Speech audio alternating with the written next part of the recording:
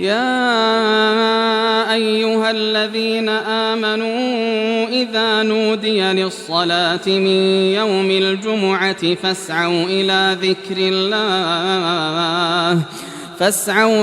ذكر الله وذروا البيع ذلكم خير لكم إن كنتم تعلمون فإذا قضيت الصلاة فانتشروا في الأرض وابتغوا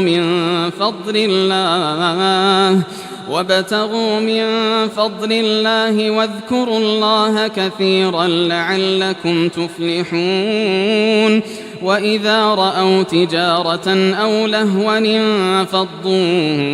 إليها وتركوك قائما قل ما عند الله خير